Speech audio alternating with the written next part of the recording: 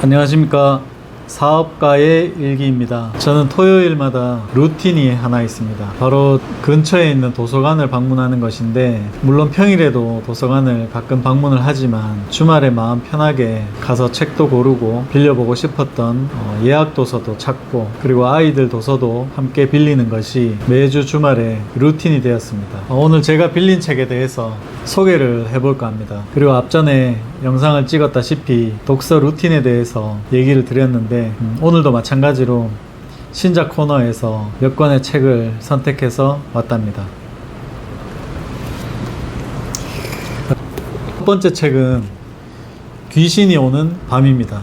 이 책은 7명의 작가가 모여서 7가지 내용을 묶어 만든 책이랍니다. 일단 신작 코너 이 책 표지가 눈에 띄어서 선택하게 되었는데, 저는 호러 책이라든지 공포에 관한 책을 그렇게 좋아하지는 않습니다. 근데 앞서 말씀드렸던 7작가의 이야기가 섞여 있다 보니 쉽게 읽을 수 있겠다 싶어서 빌리게 되었습니다. 여기 7작가는 지금 코코아 드림, 김이삭, 이하진, 김청귤, 전혜진, 서계수, 배명은 이렇게 되어 있고, 제목은 배명은의 1월 16일, 서계수의 산이 있었다, 전혜진의 창백한 눈송이들, 김청귤 주인 잃은 홀레복, 이하진 시간의 거품, 김이삭 풀각시, 코코아 드림 제목 미정, 이렇게 총 7편의 단편 내용이 실려 있습니다. 이 책은 음력 1월 16일 귀신의 오는 날이라는 주제로 만들었다고 합니다. 저는 모르고 있었는데 실제 1월 16일이 귀신 오는 날, 한국의 할로윈이라고 합니다. 책 속에 작가들의 한 줄이라는 내용이 있는데 하나씩 좀 읽어드리면, 배명은 작가, 이 주제에 맞춰 이 글을 쓰기 위해 1월 16일에 태어났음. 모든 피해자의 안녕과 안식을 빕니다. 다음 서계수 작가, B에겐 당연하나 A에겐 전혀 당연하지 않은 이야기를 계속 쓰고 싶다, 이렇게 표현하고 있습니다. 다음 전혜진 작가, 옛 이야기 속 죽은 여자들의 귀신이 되어 억울함을 호소했다. 지금 죽어가는 여자들의 억울함은 누가 듣고 있을까. 그리고 김청귤 작가님, 이분은 그리하여 두 사람은 오래오래 행복했습니다. 그리고 이하진 작가님, 우리가 기울이는 관심은 종종 그릇된 방향과 깊이로 뒤틀린 형태를 취하지 않는가. 그렇다면 미신이 희박한 시대에 귀신만큼 끔찍할 수 있는 건 무엇일까. 다음 김이삭 작가, 괴력 난신의 봄은 온다고 굳게 믿고 있습니다. 무슨 뜻인지는 모르겠지만 이 단편의 내용은 궁금합니다. 그리고 마지막 코코아 드림, 이분은 과연 귀신의 날이 실제로 귀신들이 나오고 설명하기 어려운 일들이 벌어지는 날이라 설명을 하면 몇 명이나 이 말을 믿을까. 훗날 어떻게든 닥쳐올 복잡한 모종의 사건에 대한 서곡을 다뤄보고자 했다, 이렇게 표현하고 있습니다. 7명의 장르 작가들의 호러적 상상력이 꿈틀댄다. 이건 뭐 잠들기 전에 아니면 틈틈이 읽어보면 재밌을 것 같습니다. 첫 번째 책, 귀신이 오는 밤. 다음 책은 명상하는 뇌입니다. 이 책도 신작 코너에서 발견을 했고, 제가 예전에 들어보았던 데니얼 골먼 그리고 리처드 데이비드슨이 같이 출판한 책입니다. 이 책을 고르게 된 이유는 제가 요즘 아주 관심 있는 분야인 명상 그리고 뇌과학, 이게 책 제목에 동시에 들어가 있다는 것입니다. 그래서 집어들어서 작가들을 보니 낯익은 분이 한 분이 계시더군요. 데니얼 골먼, 이분은 세계적인 심리학자이고 과학 저널리스트입니다. 하버드 대학교에서 학위를 받고 겸임 교수도 보냈습니다. 이분은 특히 EQ, 즉 감성 지능이 IQ보다 중요하며, EQ는 학습을 통해 개발할 수 있다는 주장을 함으로써 교육과 산업의 패러다임을 바꾸었다, 이렇게 이제 표현할 수 있는 분입니다. 그래서 이분과 리처드 데이비드슨, 명상이 뇌에 미치는 영향을 과학적으로 분석한 선구적인 연구자이다. 그래서 이분 자체의 타이틀만으로도 이 책을 선택해야 될 이유가 있었답니다. 이 목차를 보면 깊고 넓은 명상과학의 세계, 고대의 단서, 하나의 가설, 우리가 가진 최고의 것, 평온한 마음, 사랑할 준비, 탁월한 교육, 존재의 가벼움, 마음과 몸 그리고 개놈, 심리치료로서의 명상, 수행자의 뇌, 숨겨진 보물, 연상된 특성, 건강한 마음, 이렇게 목차가 나누어져 있답니다. 일단 깊고 넓은 명상과학의 세계로 빠질 수 있다라고 책 서두에 표현을 하고 있습니다. 이런 책은 제가 주로 잠들기 전에 보통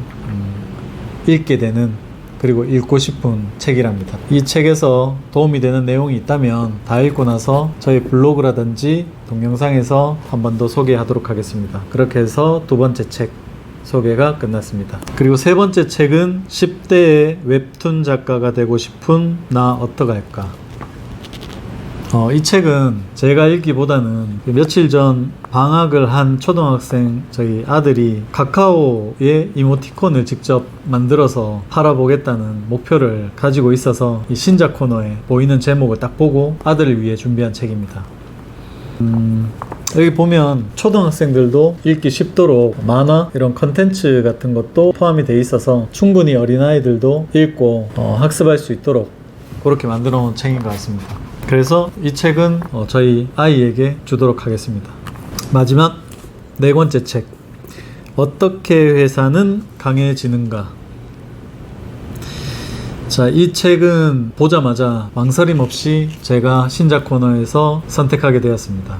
이분 다들 아시겠지만 유명한 이나모리 가조 교세라를 창업하신 분이십니다. 이 이름만으로도 굉장히 반갑게 책을 만나게 되었고, 이 안에 있는 여러 가지 내용들을 훑어 보기도 전에 이미 대여하는 가방 속에 넣게 된 유일한 책이라고 보시면 됩니다.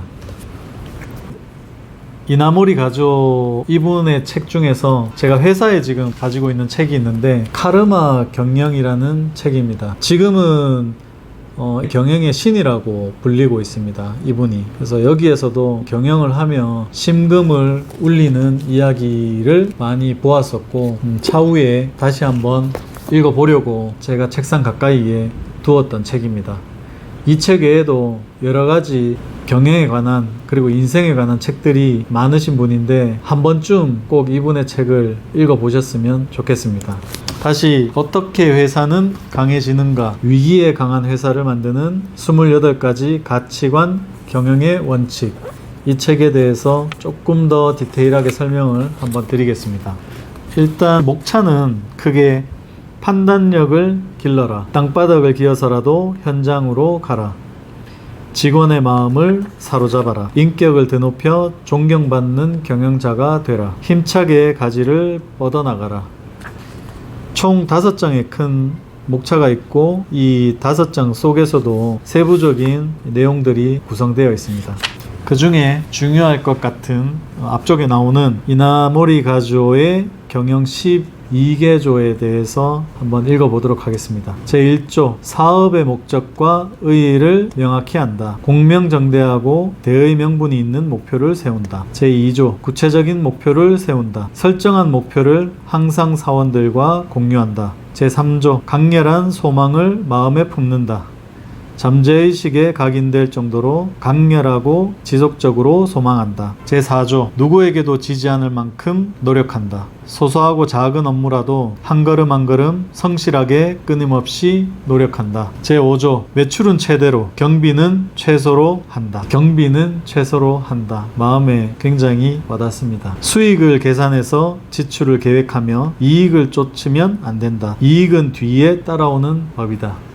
요즘 절실하게 느끼고 있는 부분입니다. 제6조, 가격 결정은 경영이다. 가격 결정은 경영자가 해야 할 일이다. 고객도 만족하고 자신도 이익을 낼 수 있는 적정가는 한 지점이다. 그리고 7조, 경영은 강한 의지로 결정된다. 경영에는 바위도 뚫을 수 있는 강한 의지가 필요하다. 제8조, 불타오르는 투혼을 발휘하라. 경영에는 어떠한 격투기보다 뜨거운 투쟁심이 필요하다. 제9조, 용기를 가지고 일한다. 비겁한 행동을 해서는 안 된다. 제10조, 항상 창조적으로 일한다. 오늘보다는 내일이, 내일보다는 모레가 더 좋아지도록 끊임없이 개선하며 창의적인 연구를 거듭한다. 제11조 배려하는 마음으로 성실하게 일한다. 장사에는 상대가 있다. 상대와 함께 행복해야 하고 모두가 만족해야 한다. 마지막으로 12조 항상 밝고 긍정적으로 꿈과 희망을 품고 순수한 마음으로 살아간다. 참 좋은 이야기들입니다. 사업을 하면서